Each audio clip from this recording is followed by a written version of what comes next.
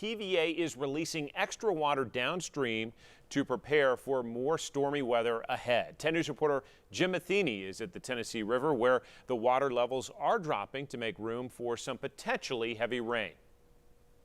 Well, this has been an extremely busy year for the TVA River Forecast Center, where they work 24/7 to basically try to keep the water up high enough that you could go boating or fishing, but not so high that it's going to flood.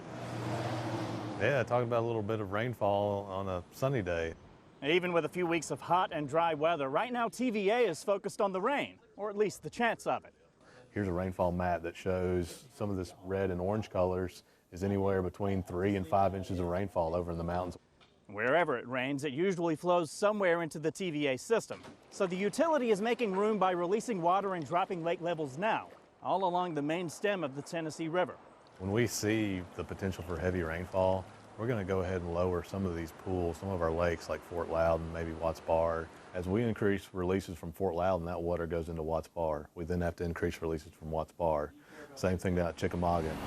TVA says it's letting the extra water loose through the main gates below the dams, so it can generate electricity. Not the kind of massive spilling over the top of dams like we saw in February.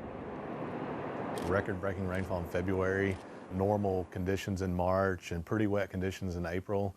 The biggest thing that it allowed us to do is fill our tributary reservoirs to try to get lake levels up. So this is standard procedure during the summer, not some lingering effect from the downpours earlier this year. We're making decisions like this every single day of the year. It's not just when we get these abnormally wet or dry periods. Most people aren't really going to notice any big changes.